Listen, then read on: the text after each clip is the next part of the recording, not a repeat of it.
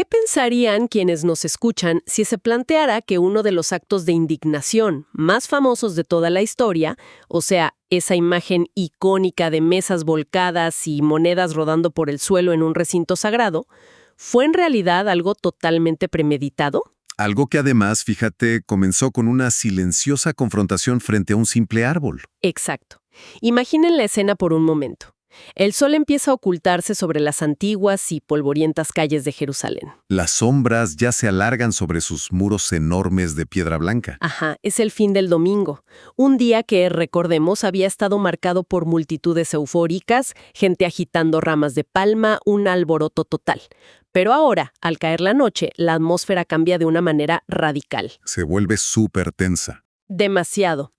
Un hombre camina por esos callejones y está plenamente consciente de que en las habitaciones secretas de esa misma capital ya se están tejiendo maquinaciones mortales en su contra. Él sabe, con absoluta certeza, que quedarse a dormir dentro de esos muros es básicamente firmar su propia sentencia de muerte. Es una historia que tiene, digamos, todo el suspenso de una intriga política moderna, pero es pura historia antigua. Y es un nivel de tensión que casi se puede palpar cuando lees los textos. Totalmente. Para entender realmente la magnitud de lo que está a punto de suceder, es súper necesario seguir los pasos de esta figura histórica mientras sale de esa ciudad peligrosa. Ese hombre es Jesús, y lo que hace al final de ese domingo es un repliegue estratégico. Una retirada, ¿no? Sí, se va hacia una pequeña aldea en las afueras llamada Betania. Allí, lejos de todo ese ruido ensordecedor y del peligro inminente de Jerusalén, encuentra un santuario. Un refugio de hospitalidad, de seguridad emocional, en la casa de sus amigos más íntimos que eran Lázaro, Marta y María. Y bueno, precisamente de eso trata nuestra inmersión profunda de hoy. Nuestra misión es examinar minuciosamente y de forma cronológica uno de los días más cargados de tensión de la historia. Estamos hablando del lunes de la última semana de Cristo antes de la crucifixión. Así es. Para reconstruir todo este relato, nos estamos basando en las narraciones de los evangelios sinópticos y en un documento analítico fascinante que se titula El lunes de la semana de la Pasión, Juicio y Purificación. Un documento clave, por cierto. Sí, el objetivo de este análisis a fondo es desentrañar la historia detrás de la historia, explicar el cómo y el porqué de estos eventos de una manera en la que cualquier persona, sin importar si es experta o no, pueda viajar en el tiempo y comprender cómo encajan las piezas de este rompecabezas. Y mira, ese viaje comienza justamente notando este inmenso contraste entre la ciudad hostil que busca destruirlo y el refugio súper seguro de Betania. Desde una perspectiva analítica, este detalle de buscar descanso entre amigos no es solo un dato geográfico de relleno. Claro, no es como que el autor dijo, pongamos dónde durmió y ya. Exacto. Es profundamente revelador. De hecho, los estudiosos que sostienen la teología unicitaria resaltan este momento de una forma muy particular. Para dar un poco de contexto a la audiencia, esta perspectiva enfatiza que la naturaleza divina no está dividida. Dios mismo se manifestó completamente en la humanidad. O sea, todo en una sola persona. Ajá. Y utilizan textos clave como Primera de Timoteo 3:16, que en la versión clásica Reina Valera 1960 declara algo muy potente. Dice: E indiscutiblemente, grande es el misterio de la piedad. Dios fue manifestado en carne. Bien, vamos a desempacar esto un poco. Lo que esa perspectiva sugiere es que no estamos viendo a un ser sobrenatural que flota por encima de los problemas humanos, ¿cierto? No es alguien que no suda o que no se cansa. Es exactamente el punto contrario. Esta necesidad tan apremiante de huir de la ciudad, de buscar un lugar seguro para dormir, de necesitar el simple calor de una comida y la compañía de sus amigos, subraya la total y genuina humanidad de Jesús. Muestra a alguien vulnerable. Muestra a alguien que siente el agotamiento extremo, tanto físico como mental, frente a las abrumadoras demandas de su misión. Es un ser humano real, recargando fuerzas para la inmensa tormenta que sabe que se va a desatar al día siguiente. Es una imagen que humaniza la historia de una forma tremenda, justo antes de que empiece la acción dura. Pero bueno, el descanso en Betania dura muy poco. Muy poco. Sale el sol del lunes, el rocío está en el suelo y es imperativo volver a esa ciudad peligrosa para continuar su labor. Y justo en el camino de regreso ocurre un evento súper misterioso. Un evento que ha confundido a muchos, de hecho. Sí, algo que sirve como un puente temático entre el silencio del refugio y el caos institucional que está a punto de enfrentar. El grupo va caminando, y el texto nos dice que Jesús tiene hambre. Ven a lo lejos una higuera muy frondosa llena de hojas. Prometedora, digamos. Exacto, se acercan buscando algo para comer, pero no encuentran absolutamente nada. El Evangelio de Marcos detalla este momento. Y aquí hay un detalle que siempre resulta desconcertante. El texto dice explícitamente que no era el tiempo natural de los higos. Ajá, no era la temporada. Y aún así Jesús se dirige al árbol y, citando nuevamente la Reina Valera 1960, pronuncia una sentencia lapidaria. Le dice, «Nunca jamás coma nadie fruto de ti». Es un pasaje que, a primera vista, la verdad resulta sumamente extraño. De hecho, es uno de los incidentes que más desafíos hermenéuticos ha presentado a lo largo de los siglos para los estudiosos bíblicos. Y es que es comprensible que sea un desafío. Porque, a ver, si alguien analiza esto de manera puramente lógica, surge una duda genuina.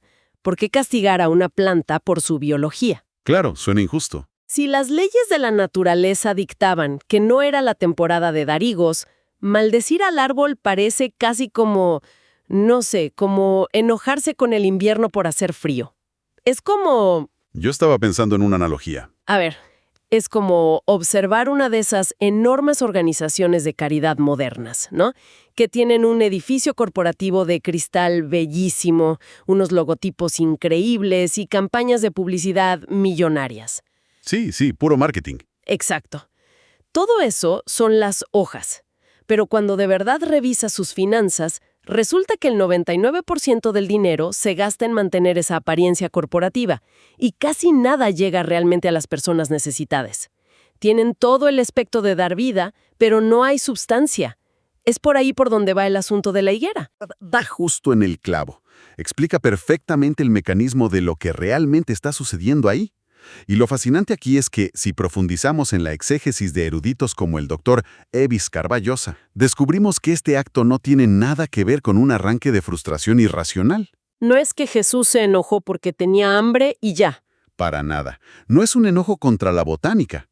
En la antigua tradición profética hebrea, los profetas a menudo hacían lo que se llama parábolas en acción. Ah, claro, como cuando actuaban el mensaje. Exactamente. Pensemos en el profeta Jeremías, por ejemplo, rompiendo vasijas de barro en público para mostrar cómo la nación iba a ser quebrantada. Lo de la higuera es exactamente eso. Es un juicio de orden divino expresado de una forma visual y dramática. Entiendo. En la literatura bíblica, la higuera es un símbolo, un arquetipo literario muy arraigado que representa a la nación de Israel. Y en este contexto súper específico de la Semana de la Pasión, representa a su liderazgo religioso. O sea, un momento.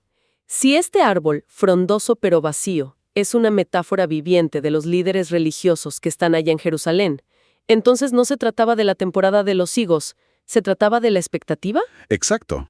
Ese árbol estaba haciendo publicidad engañosa, porque al tener hojas fuera de temporada, la biología de la planta sugería que excepcionalmente también tendría un fruto temprano. Estaba prometiendo algo que no estaba entregando. Ese es el mecanismo exacto de la parábola, lo dijiste perfecto. La casta sacerdotal y los fariseos en Jerusalén exhibían unas hojas inmensas y fastuosas. Tenían rituales perfectamente ejecutados, vestimentas sacerdotales hermosas, una liturgia que era impecable. Una pureza externa tremenda, ¿no? Sí, una pureza que todo el mundo podía admirar. Hacían una excelente publicidad de que estaban cerca de Dios. Pero cuando el Creador se acercó a buscar el fruto que verdaderamente exigía, el resultado fue un vacío total. Wow. Estaban completamente desprovistos de justicia social, de arrepentimiento genuino, de amor y de misericordia hacia los más vulnerables. Y el hecho de que, al día siguiente, los discípulos encontraran esa misma higuera seca desde la raíz, no es solo un detalle pintoresco. Es la conclusión del mensaje. Es la demostración del poder innegable de la palabra de Jesús y marca la absoluta certeza del juicio histórico que muy pronto iba a caer sobre ese sistema corrupto. Y bueno, aquí es donde se pone realmente interesante, porque esa parábola en acción no se queda flotando en el aire. De juzgar a una higuera simbólica ahí en un camino polvoriento, la narrativa pasa directamente a la acción física. Jesús no se queda en el camino, camina hacia la ciudad y entra directamente al corazón del lugar que esa higuera representaba. Al majestuoso templo. Exacto, al majestuoso templo de Jerusalén, el lugar que estaba diseñado específicamente para que la humanidad se encontrara con lo divino.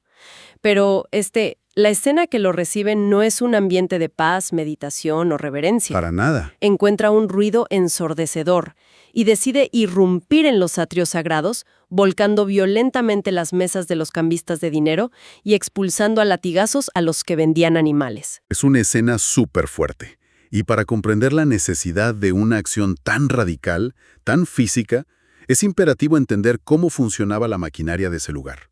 El templo, específicamente la inmensa área conocida como el Atrio de los Gentiles, había sido completamente mercantilizado. Se volvió un negocio. Sí, lo que debía ser un santuario de alcance mundial había sido transformado en lo que historiadores y exégetas como Craig Keener o el erudito F.F. Bruce describen históricamente como el bazar de los hijos de Anás. Anás era el sumo sacerdote. Era el influyente patriarca de la familia del sumo sacerdote. Ellos controlaban un monopolio económico enormemente lucrativo y sobre todo opresivo. Hay que profundizar en cómo funcionaba esa trampa, porque no era simplemente un mercado de agricultores, de gente vendiendo sus ovejas de buena fe. Había toda una estructura diseñada para exprimir a las personas, ¿cierto? Totalmente. El sistema funcionaba a través de un mecanismo de extorsión institucionalizada. Por ejemplo, la ley exigía que todo varón judío pagara un impuesto anual al templo equivalente a medio ciclo. Ajá. Pero el templo no aceptaba monedas romanas o griegas comunes, argumentaban que llevaban la imagen del emperador y por lo tanto eran idólatras e impuras. Así que los peregrinos que llegaban de todas partes del mundo conocido tenían que cambiar su dinero por una moneda específica, generalmente el ciclo de Tiro. Y ahí es donde entraba la trampa. Exacto. Ahí entraban los cambistas, quienes aplicaban unas tasas de cambio abusivas, cobrando tarifas exorbitantes solo por hacer la conversión. Era un negocio redondo, protegido por toda esta fachada de santidad. Y me imagino que con los animales para el sacrificio pasaba algo similar, ¿no? Era el segundo pilar de este monopolio. Fíjate, si una familia humilde traía su propio corderito desde su pueblo que habían cuidado para ofrecerlo, debía pasar por la inspección de los sacerdotes. Frecuentemente, los inspectores declaraban que el animal tenía algún defecto imperceptible y lo rechazaban. ¡Qué coraje! O sea, los obligaban a comprar ahí mismo. Así es. Los obligaban a comprar un animal oficialmente aprobado allí mismo, en el atrio, a precios que estaban inflados de manera astronómica. Así que el objetivo de Jesús en ese momento no era destruir la idea del sacrificio, que estaba prescrita en las Escrituras. Su furia iba dirigida a erradicar esta corrupción mecánica que había secuestrado la fe de la gente. Es que es indignante. Convirtieron la devoción en una industria de extorsión. Y Jesús no actúa en silencio. Él justifica esta intervención física citando las propias escrituras que esos mismos líderes decían defender. Usando sus propios textos en su contra. Exacto. Usando la Reina Valera 1960, él fusiona dos profecías monumentales. Primero, proclama las palabras de Isaías 56:7 diciendo: «Mi casa será llamada casa de oración para todas las naciones». Y luego contrasta ese ideal de manera aplastante con Jeremías 7:11, sentenciando: «Pero vosotros la habéis hecho cueva de ladrones». Y sabes, si conectamos esto con el panorama general del diseño arquitectónico del templo, la frase para todas las naciones es vital. Por la ubicación del mercado. Exactamente. Este mercado opresivo de vacas, ovejas, palomas y mesas de dinero no estaba instalado en cualquier patio vacío. Estaba ubicado específicamente en el atrio de los gentiles. Este era el único espacio en todo el inmenso complejo del templo donde los extranjeros, o sea, los no judíos, tenían permitido entrar para buscar a Dios. ¡Wow! Al llenar este atrio de ruido comercial, de olores a ganado y gritos de mercaderes, el liderazgo religioso literalmente había empujado a las naciones extranjeras fuera de su espacio designado para la adoración. Le estaban robando a Dios la oración sincera del mundo entero. Estaban bloqueando la puerta de entrada literalmente. Ahora, es interesante pensar que Jesús no debe haber sido la única persona en Jerusalén que se daba cuenta de esta estafa piramidal religiosa. Seguramente había otros grupos que veían esta corrupción y les molestaba profundamente. Definitivamente lo sabía. De hecho, sabemos por la historia que la famosa comunidad de Qumrán, los autores de los rollos del Mar Muerto, denunciaban constantemente la profunda corrupción del sacerdocio de Jerusalén. Estaban completamente asqueados por la manera en que la familia de Anas manejaba el templo. Pero hay una diferencia abismal en cómo reaccionaron, ¿no? Ujú. Porque la comunidad de Qumrán se retiró al desierto a escribir pergaminos y a vivir aislados. Se apartaron del problema. Sí, se quejaban desde lejos, manteniendo sus manos limpias, digamos. Jesús, en cambio, entra al lugar de los hechos y desmantela físicamente el sistema. Y esa es la monumental diferencia. Jesús toma una acción directa y disruptiva. Desafía el orden establecido golpeando, literalmente, la estructura económica que lo sostenía. Y hay un detalle en el relato del Evangelio de Mateo que a menudo pasa desapercibido, pero que es de una poesía de verdad abrumadora. ¿Cuáles? Inmediatamente después de este caos, de las mesas destrozadas y el eco de las monedas cayendo por los escalones, allí mismo en ese templo recién purificado, los ciegos y los cojos se acercaron a él. ¡Wow! Personas que normalmente eran marginadas o consideradas ritualmente defectuosas, entraron a ese espacio limpio, y el texto dice que él los sanó. Es una transición impresionante. En el mismo metro cuadrado donde un minuto antes operaba una industria fría, calculada y excluyente. De repente florece una restauración compasiva. Volviendo a la metáfora de la higuera, aquí es donde finalmente aparece el fruto genuino. La justicia y la misericordia en acción. Reemplazando a la extorsión, sí. Pero evidentemente volcar las mesas de las personas más poderosas e influyentes de la ciudad tiene consecuencias letales. Este acto de autoridad es, en el desarrollo cronológico de los eventos, la acción que sella irrevocablemente su destino. Así es. Ahora, antes de analizar ese desenlace político, hay un aspecto técnico en los textos bíblicos que suele llamar mucho la atención de quienes analizan las escrituras con detenimiento y creo que vale la pena abordarlo. Así, el tema de los tiempos. Porque, ¿qué significa todo esto de la ubicación de este evento en los diferentes libros? Si alguien lee los 3 evangelios sinópticos, Mateo, Marcos y Lucas, ubican esta limpieza del templo precisamente aquí, en el lunes de la Semana de la Pasión, al final del ministerio de Jesús. Correcto. Sin embargo, el Evangelio de Juan describe un evento casi idéntico, también con látigo y mesas volcadas, pero lo coloca al puro principio de su ministerio público, unos 3 años antes. Esto a menudo genera preguntas en quienes nos escuchan. ¿Es una contradicción? ¿Alguien cometió un error cronológico al documentar la historia? Esa aparente disonancia ha sido objeto de extensos debates académicos por años. Pero si conectamos esto con el panorama general, la mecánica del poder y la naturaleza humana, la erudición conservadora resuelve esta tensión de una forma sumamente lógica. ¿Y cuál es la conclusión? Concluyen que no hay un error documental. Lo que sugieren es que en realidad este acto de purificación ocurrió en 2 ocasiones distintas. Lo cual tiene todo el sentido del mundo si lo pensamos bien. Es como limpiar una casa que está infestada de moho. Ajá. Si solo limpias la superficie de la pared y no arreglas la tubería que está rota dentro, el moho va a regresar inevitablemente. Es una analogía perfecta. La corrupción económica es una fuerza súper obstinada. Es altamente probable, desde un punto de vista histórico, que 3 años atrás Jesús haya irrumpido y limpiado el templo por primera vez. Dando una primera advertencia. Exacto. Pero en cuanto él dejó Jerusalén para llevar a cabo su extenso ministerio allá en la región norte de Galilea, el sistema sacerdotal, que era adicto a esos ingresos masivos, simplemente esperó a que el polvo se asentara, y volvieron a instalar discretamente sus mesas de cambio y sus jaulas de animales.